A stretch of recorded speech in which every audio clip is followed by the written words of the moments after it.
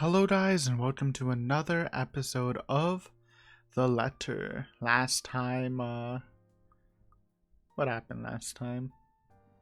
Rebecca was kind of being a bitch. Also, it doesn't help that I've been choosing the wrong choices to make people dislike her. I'm sorry.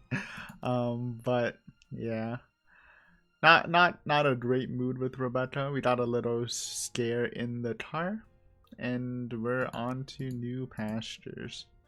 This is post Ashton going to Zach to pick up Isabella, so let's see what's up with the rest of the day. Just get right into this, no stall tech. The rest of the day slips away in a blur. Despite my best efforts in keeping this morning's events from surfacing in my mind, it sticks. In a way, everybody today simply feels like a reminder. Or everything. Every conversation, regardless of how casual, every topic, no matter how mundane it seems. I blame the news entirely for this. Recent happenings brought quite a few interesting stories to everyone's attention, mostly superstitious talk of death. And when the locals talk about death here, anyone can sure as hell count on someone bringing up that mansion Isabella sold not a few weeks ago. Even my own students won't stop yapping about it. I think it's even worse than when it was put back up in the market. Now there are more stories. If this is the world reminding me of what matters, or simply because the atmosphere around this time of the year calls for it, I'd rather take the latter. At least then I can be sure people will forget about it in favor of another set of holidays after. Nevertheless, this may be a painful thing to admit, but listening to them is a pleasant distraction while waiting for Ashton's call. I hope he didn't forget. The school day is about to end soon. No, that's got nothing with what I heard. That's a male student? That sounded like an old man. You always hear stuff. I'm not sure if half of them's even real. No, really. Rowan knows about it. He used to be in the same class with them. Okay, I can kind of hear the kids. I don't know, in my opinion, still the children voices in this are a little stuffed. No offense, but I guess that is kind of offensive to the voice actors. I can hear you from back here, you know. That's that Kylie's brother. Whatever, Rowan. They sound like grown-ass men. Anyway, the story goes like this. There were 3 of them. They entered the mansion on a dare, and they were all never seen again. You know that story. It's on videotape. No one knows what happened to them. Up to this day. Scary shit, man. Cock and bull story. Cotton Calling it Bowl. now. No, you don't get it. Why don't you ask Miss Gales then? Better yet, why don't you go inside the place? I'm betting my allowance you can't do it.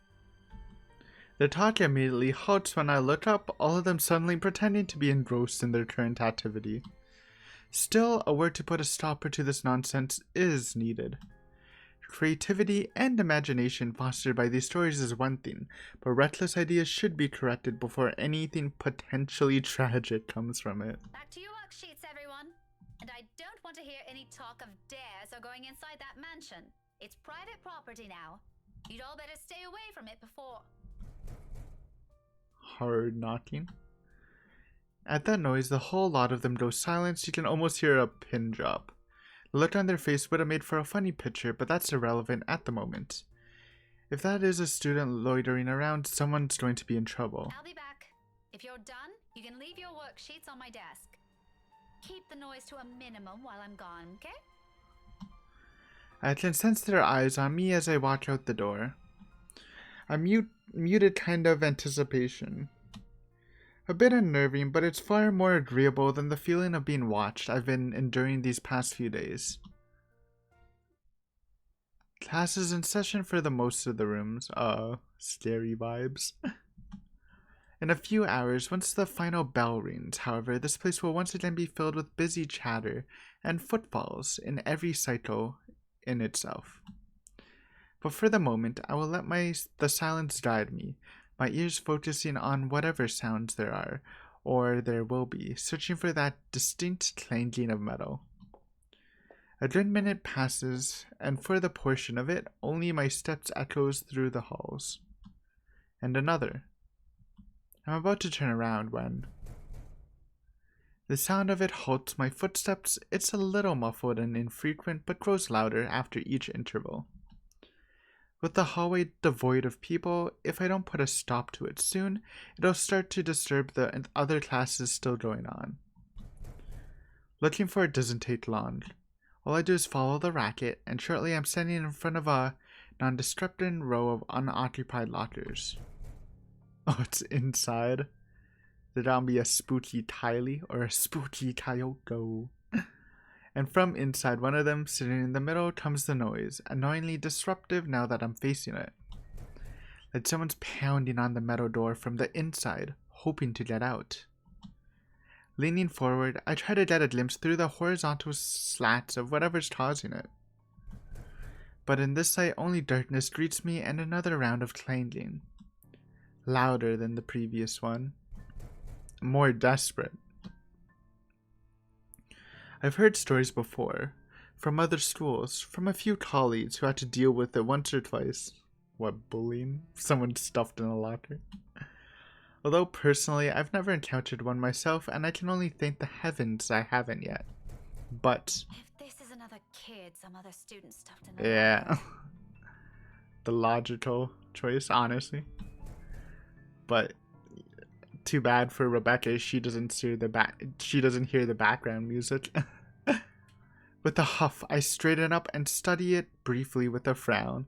Without delay, I reach for its handle and at once it stops. Immediately replaced by the muffled sound of a mobile phone ringing. I give the door a few raps before taking my attention away. A second. Another. When nothing or no one responds, I finally avert my eyes and pull out my mobile. Ashton's voice greets me from the other end of the line, oddly cheerful in light of this morning's matters. Or maybe because I'm expecting some grave or serious news from him. Instead, I get this. Well, you sound happy. Had a nice brunch. I do? My voice still sounds the same to me. There are only two things I know that could have been the reason for that. Sweets, or he's gotten a good lead in his case. Oh, isn't this the day where Isabella kisses Ashton on the cheek? I think. Uh-oh. I think we're too far. It's this day, right? Oh, maybe not. I forgot what day that was. Well, whatever. Could be that because of that. From the sound of it, I'm going to assume it's the former, since lately that case is all that's running in inside his head. If there's ever a third one, I've never heard of it. Yet. It can only be one of the two. Ignore that. How's Isabella? Drove her home a few minutes ago. I think she's sleeping now. Sorry this took a while. Z-Man gave us the puppy eyes after we tried to leave. True. Prepare for us, apparently. We didn't have the heart to say no. You wanted it. Don't lie to yourself. That's all right. Is she okay now? I'm not really sure. She didn't say anything to Zach, but she mentioned a plan to take a few days off from work. It was a passing comment before I left her, so I didn't get to ask. Must be because of Rose's death. Could be. It doesn't seem like it from Zach's story, though. He said she was shaking when she got there. Yeah, that's the night we got assaulted in the office by Kyoko. Shaking? The word triggers a memory. From 3 days ago, on the way home from her little treat after she sold the mansion. I didn't think much of it at the time, but I won't lie, it scared me. The terrified look on her face, how she sounded when she suddenly screamed. Becca? Still there? Yeah, I just remembered something. Sorry, don't mind me. Look, if you can talk to her, get the story out of her. That would be great. She wouldn't talk to Zach or me even when I tried. Maybe she'll speak up if it's you? I'll give it a go, but I can't promise anything, okay? You know how stubborn she can get. But thanks for letting me know about this. No problem. If anything comes up, just drop me a line, okay? Drop me a line. There's a short pause before he cuts the towel from his end, and once again I'm alone with my thoughts. But rather than answers, all I got from it are questions. More of them, one on top of the other, as if the world isn't planning to give me a break anytime soon. But that's a problem I'll tackle later. Right now, I've got students who need to be taught follies of eavesdropping. The follies of eavesdropping. If the slightly open door and their smothered laughter from inside is an indication. All right, enough eavesdropping. All of you, back to your seats. What about the kid in the locker? Is that your boyfriend, Miss Scales? Oh my god, that voice. None of your business. You He wish. totally is. A quick scuffle follows that comment. If there's a retort prepared at the tip of my tongue, I drop every pretense of letting it loose on them. There's no use arguing with teenagers sometimes, boisterous as they all are. They're still my kids, though. Rough around the edges, maybe, but still my kids. Shaking my head, I head back to the classroom with a smile, but not before taking a glance at the locker again. It hasn't made a sound since. Oh, must be the wind. So without another look, I leave it alone. Is bloody? Bam! Any jump spookers? Did that get you? I'm chilling. Bam, bam, bam, bam. It's this, right? Come morning, Zachary received a phone call from Ashton, who is... Oh, here it is. Worried about her friend's behavior, Rebecca informed Ashton about Isabella's disappearance. It turned out she spent the night at Zachary's, and Ashton offered to pick her up. Rebecca went to school after, and a stranger encountered her in the hallway. Hall what? Is that just a typo? With one of the student lockers. Unless hall what is another word for hallway. All in all, the entire school day ends without a hitch. It could have gone better, mind you, but with the exams nearing, getting out of work before the sun has set looks as though it's a far-off dream for now. At least they're over. Then we have the holidays to look forward to. There really are times when you simply take what you can get, for the time being. Nothing wrong with that. All I'm hoping for is this will continue until the whole day's ends. There's still that promise I made with Ashton, and frankly the idea alone doesn't sound good. If Isabella didn't talk to them, what makes them think she'll talk to me? It's not like there's a hierarchy, is there? Just because I can handle Isabella's childish tendencies doesn't mean I can do it all the time. Really, those two give me too much credit. Nevertheless, I'm keeping my fingers crossed, if only because I'm also worried about her, and both Zachary and Ashton deem it important that somebody gets the story out of her. Here's hoping it has nothing to do with that letter. Again. I understand if she's feeling a bit stressed lately, but keeping that story going on for more than a week is... it's bound to get tiring at one point. Seriously, I don't want this to end in another argument. God willing, the cafe special will help smoothen things out.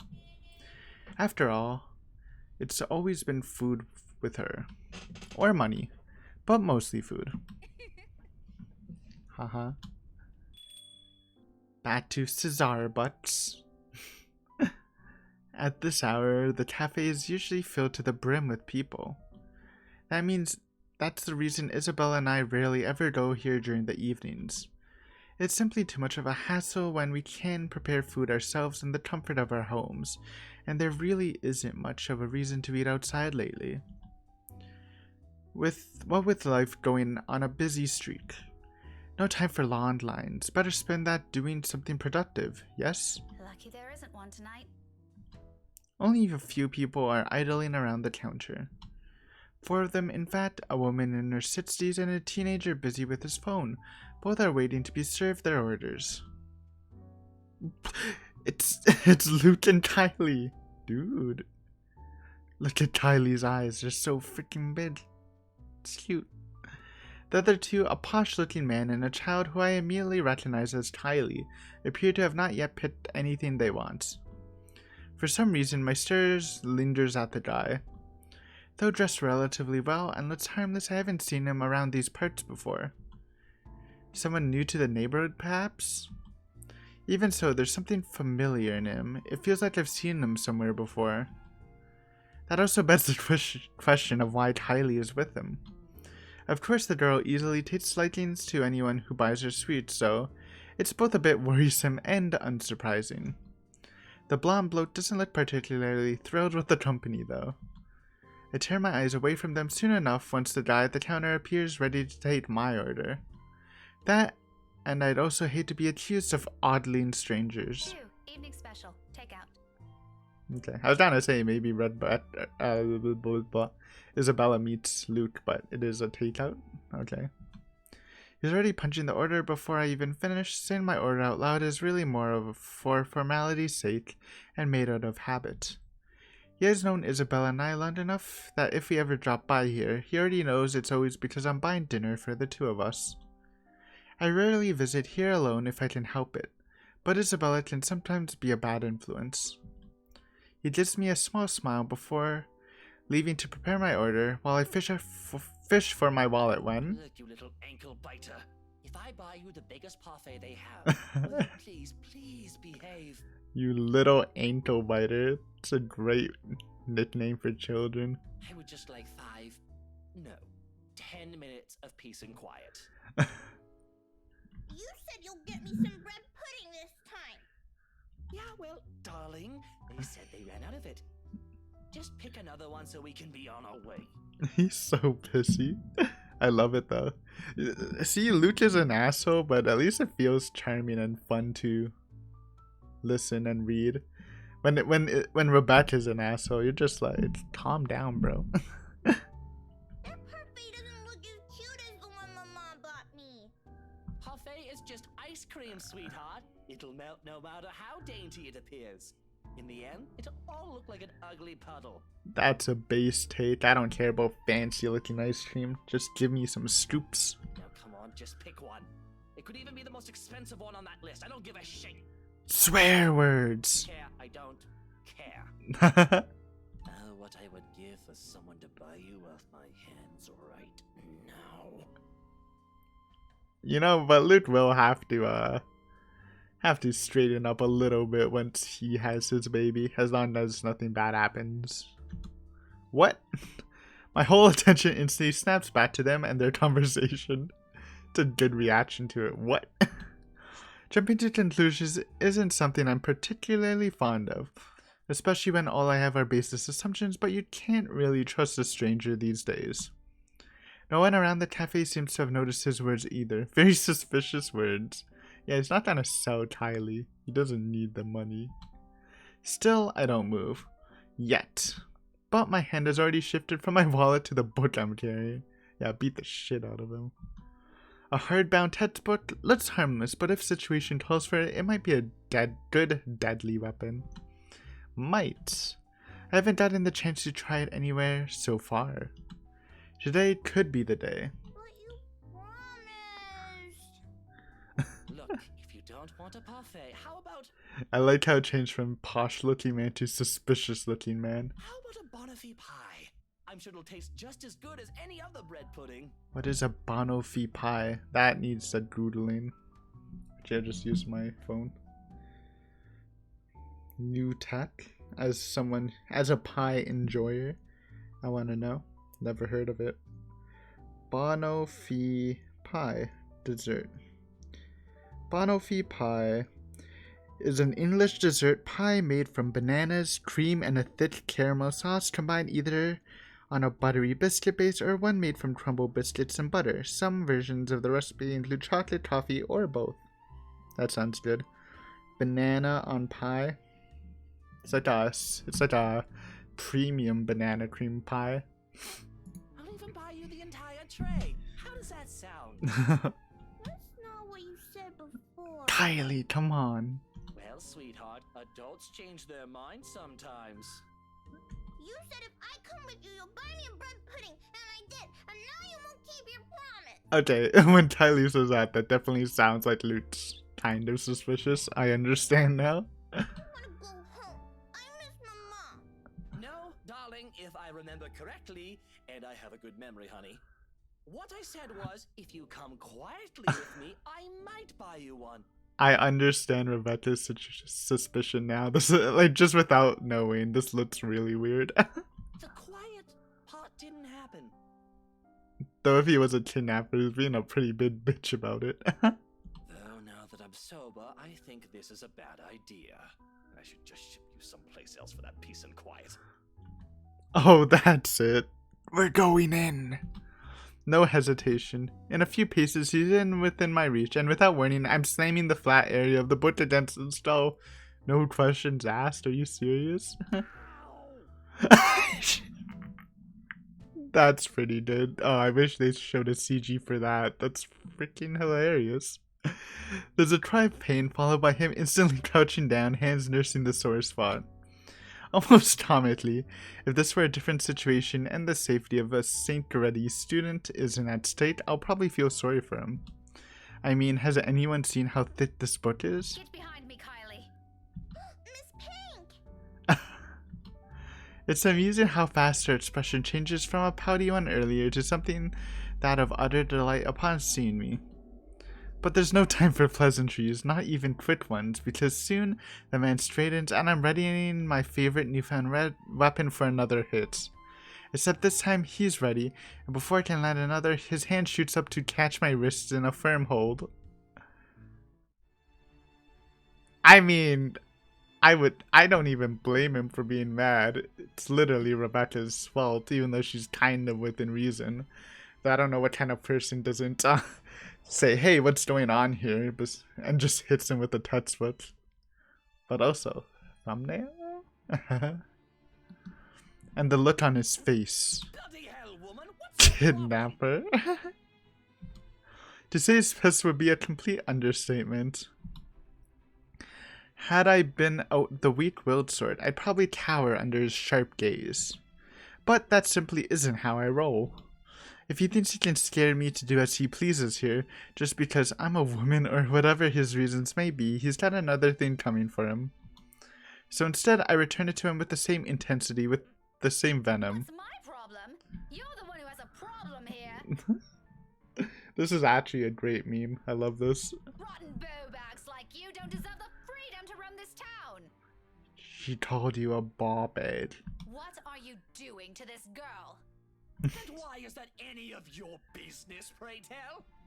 Oh, it's my business if I make it to be. Now, release me or I'll call the police. Oh, you think that scares me, Daisy? Daisy? I have a name, you sleazy douchebag. Oh my god. Oh, I'm sure. Sleazy douche.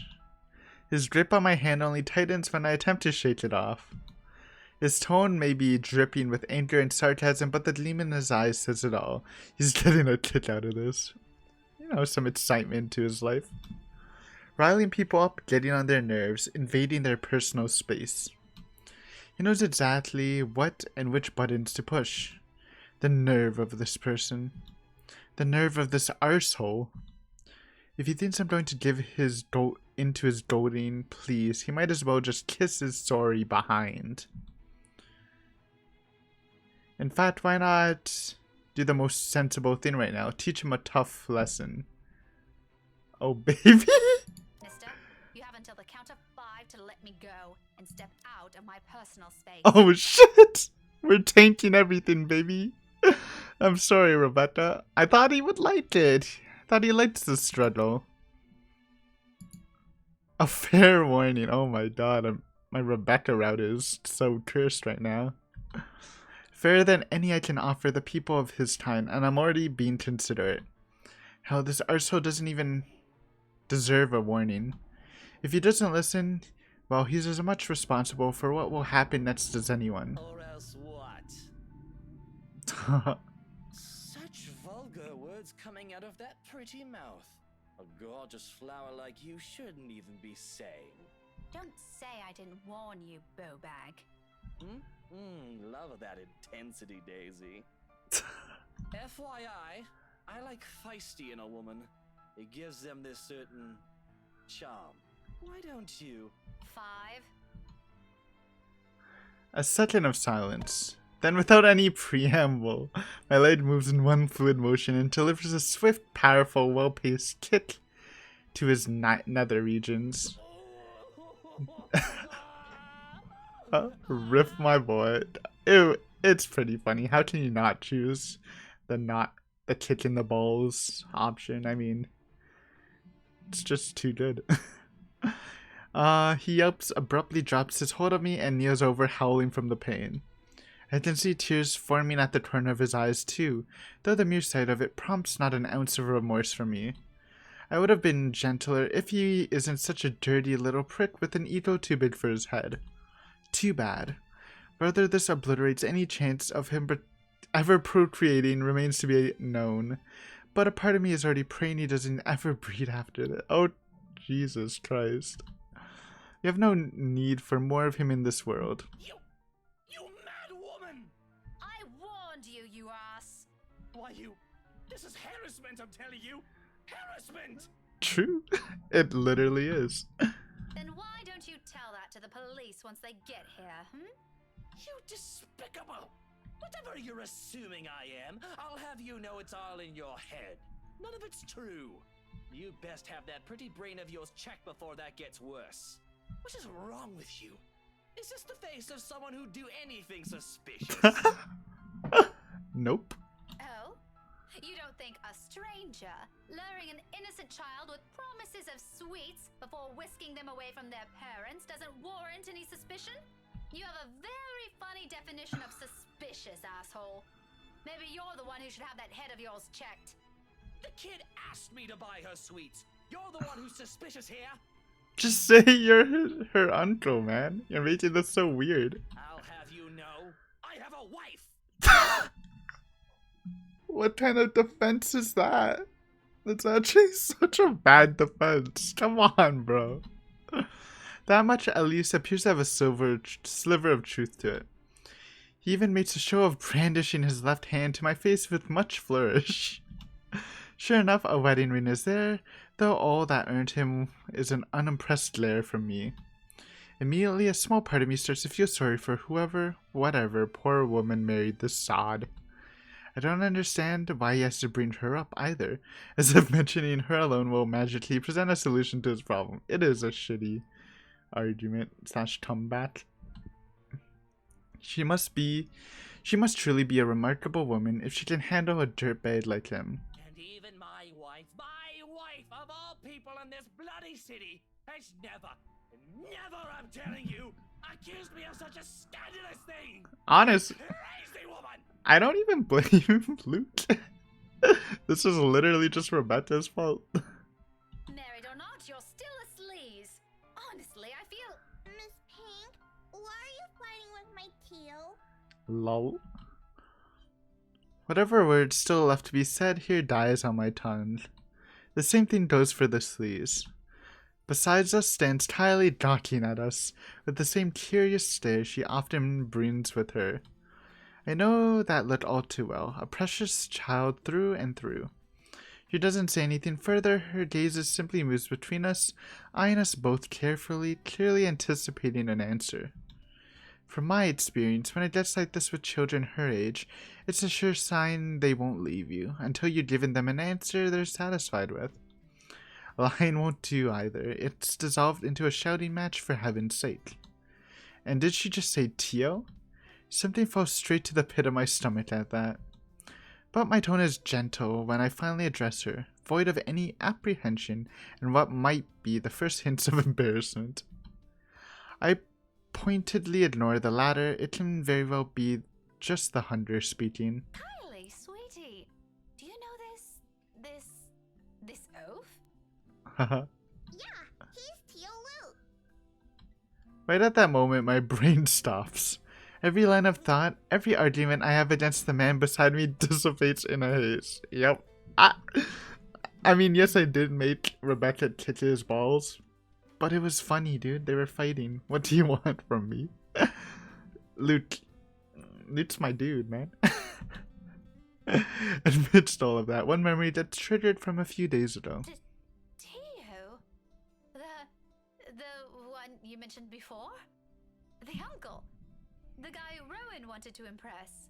Or was that a dare? I'm sorry, I can't recall. Is it the one who promised he'll take Big Brother someplace cool?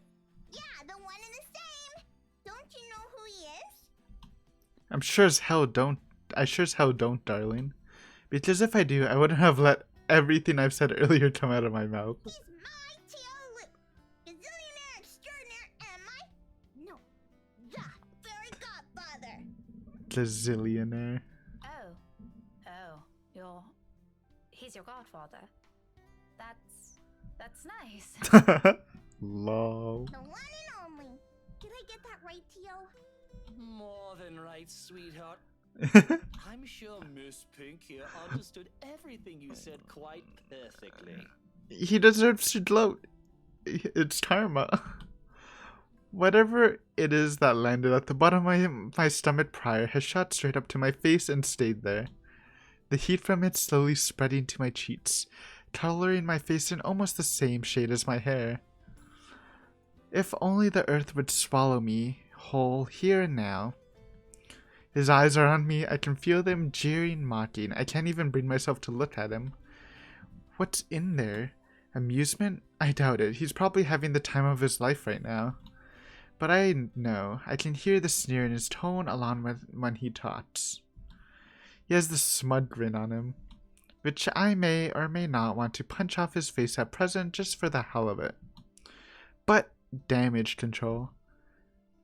I need to do some damage control before this whole thing goes south. I'm sorry, Luke. It's my fault. There we go. We're healing the wounds. full relationship by with Luke mission. Let's go. That should have been the challenge, bro. Make positive choices with Luke on every character. It's hard though. It is hard. Though it pains me to apologize to a sleazebait like him. This is my mistake. With Kylie watching us close by, I don't want to set a bad example for her, do I? I mean, just apologizing to Kylie is actually, like, also kind of just a dick move. Because it literally is your fault for starting the fight.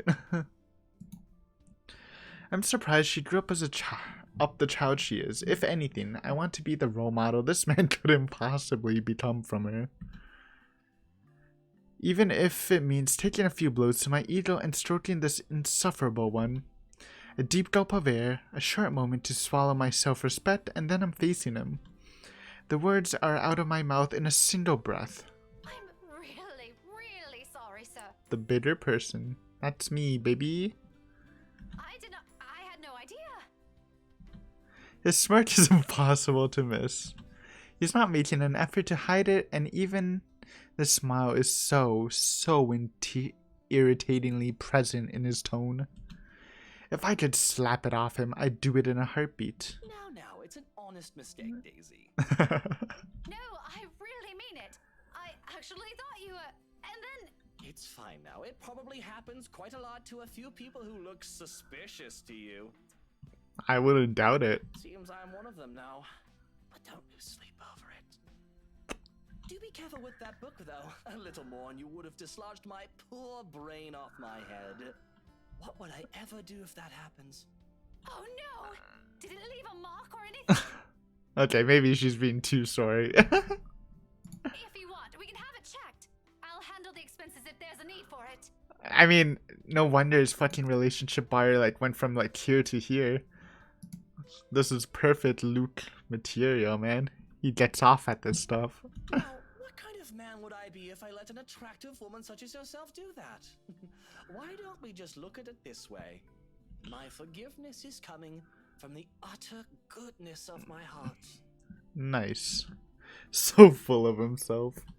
Exactly the kind of person I'll happily leave to die in a ditch somewhere. Of course, sir. Why didn't I think of it that way? I know, right? But even someone as capable as you is bound to have a few lapses. No harm done, Daisy. Let's move on from this. I love how the name tag is still just sleazy douche. Well, if you're going to put it like that, then I guess there's nothing left for us to talk about. I figured as much. Awkward. The whole exchange is nothing but an awkward display of fake pleasantries. One that brings much agony to the very pride I've willingly held back a while ago. I might need a drink later so I can forget any of this ever happened. Who would have thought the time would come when I meet someone tougher to handle than Isabella? True. Miracles of miracles, I swear. Though, to my surprise, he proffers me a hand shortly before they leave. For a shake, I realize, after a long minute of staring at it. I accept it, albeit half-heartedly. But all of the goodwill that small gesture represents melts into thin air when he winks at me. Nice. Winks. The gall of this man. I hate when people wink in general. It's always so cringy. However, there's no moment to ponder about it.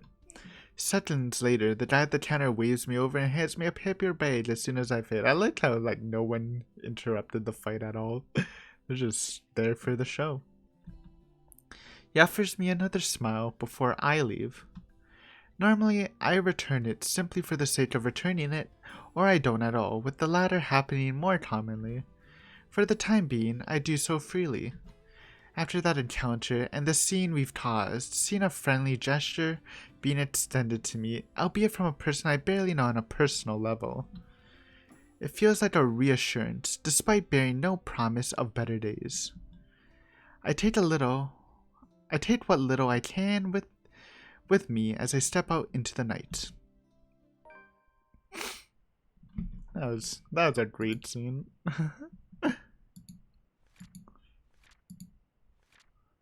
Boom! While lining up to buy dinner, Rebecca saw Tylee Suraz with a suspicious man. Assuming it to be a kidnapping, Rebecca elected to take the matters in her own hands, only to find out that the man was the girl's godfather. Luke Wright, and embarrassed Rebecca apologized afterwards. A cloudless night sky greets me before I walk out of the cafe. Beyond the tall buildings, a blanket of stars spreads out before me. Isabella once told me the best place to view it is someplace outside the city, away from the noise and the obtrusive lights. She's seen it once in her mom's hometown and another time in the university she used to attend. Then she asked if it's possible to try it out here sometime. I agree with her at the time, if only because she appeared excited at the mere prospect of it. We made those little plans along with Zachary and Ashton. Though, up until now, we never got around to it. Even so, I find myself enjoying this despite being told it's only half the experience. Little things, you know? Stuff you learn to appreciate when you're alone. Because, at certain times, you get to meet people who are unfortunately born with the innate talent to ruin the mood and the scene with their mere existence alone. For example, the very driver of the car fast approaching my direction. Luckily, he doesn't notice me. But the fleeting moment we pass each other by, he gives me a brief glance of the people he's with. It's your boy, Luke, and Kyoko. What's up? Chilling in the front seat. Kylie's sitting on the back seat with a serving of bread pudding in her hands. And beside him, it must be his wife. He takes a turn and disappears at the nearest corner. But throughout the night, that cursory glimpse of all the things to bother me has left me wondering what kind of person his wife is. And more than that, is a silent prayer to the universe. I hope I don't ever cross paths with that douche again. Yeah, unlucky. I think we're gonna wrap it up here. I know it's a shorter episode, but seems like a good place. Good vibes. Good vibe episode. Fun stuff. So thank you for watching this episode with me. Hopefully you enjoyed this segment of the letter. And I will see you on the next episode. Bye for now.